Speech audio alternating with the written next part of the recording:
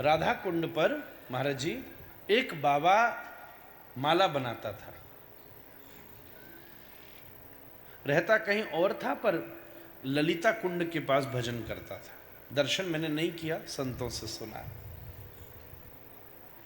और वास्तविक माला बनाने में सुई का प्रयोग नहीं होता।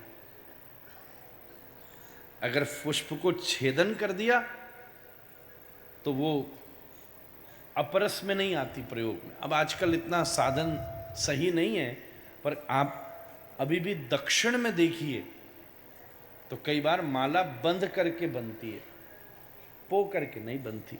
उसको बनाना और भी कठिन होता है। पुष्प का छेदन करना तो क्रूरता है महाराज। हाँ, बड़ी मेहनत करके वो कोमल हुआ है महाराज। जो बांटता फिरता है जमाने में उजाले, उस शख्स के दामन में अंधेरा भी बहुत है महाराज। बड़ी मेहनत से पैदा हुआ है और 1 मिनट में कोई भी उसमें ऐसा कर देता है। तो बाबा माला बनाता था बड़े परिश्रम से।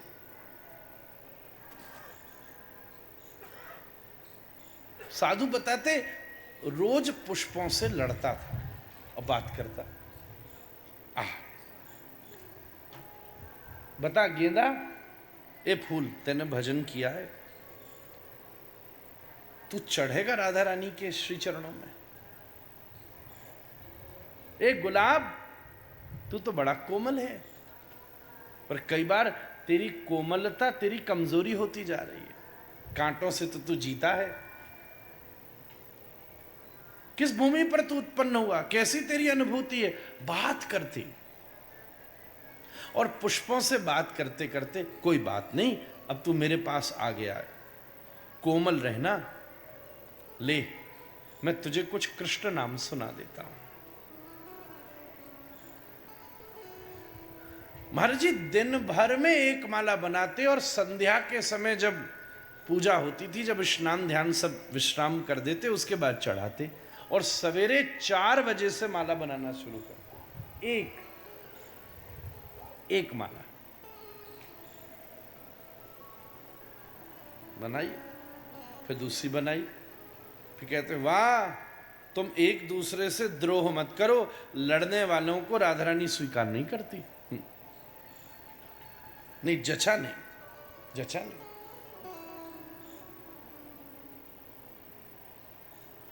नित्य, और ये क्रम चला 40 बरस तक।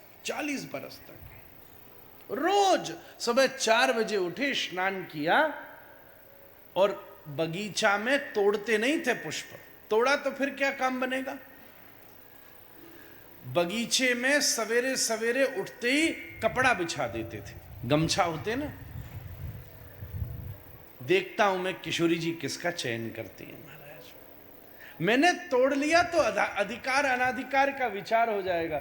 देखो तो सही, कौन इतना विरक्त हुआ है कि अपनी डालियों को छोड़कर किशोरी पर न्योछावर होने को तैयार हुआ है।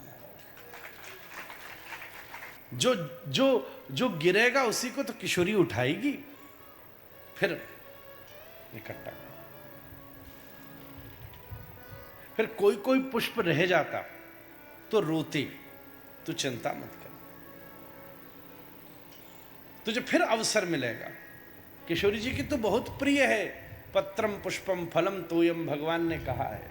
रोती सवेरे 4 बजे से शाम को 4-5 बजे तक माला बनाते और फिर वो जाके चढ़ाते। लो, तुम्हारा काम बन गया। जीवन में आयु बढ़ती गई, क्रम नहीं छोड़ा। वृद्धावस्था आ गई, अब तो उठ के जाने की हिम्मत भी नहीं होती थी, फिर भी माला बनाते थे। और संतों के मुख से हमने सुनी है, जब एक दिन ये स्थिति हो गई, एक दिन तो उठ के जा ही ना पाए, तो रोते रोते बोले, पुष्पों, तुमने तो पा लिया पर मैं चूक गया। क्योंकि तुम मुक्त हो जाते थे और मैं तुम्हें बांध देता था। पर मैं तुमसे सत्य कहूं, मैं तो तुम्हें किशोरी जी से ही बांधता था, किशोरी जी से ही। जब ये स्थिति देखते थे तो कोई ना कोई साधु, युवा साधु उनसे माला लेकर किशोर जी को अर्पित कराता था। एक दिन ये स्थिति हुई, कोई लेने भी नहीं आया और माला भी बनकर तैयार। संत सुनाते हैं, अपने दिव्य दिव्य ओजस्वी तेजस्वी अति अद्भुत स्वरूप में श्री किशोर जी स्वयं चल करके गई। बाबा, तेरी माला के बिना मेरा संध्या का श्रृंगार पूरा नहीं होता। श्याम सुंदर मुझे प्रसन्नता से नहीं देखते महाराज, ला मुझे भाव करा। इतने बवंडर करने की आवश्यकता क्या है? एक ही वस्तु पर्याप्त है।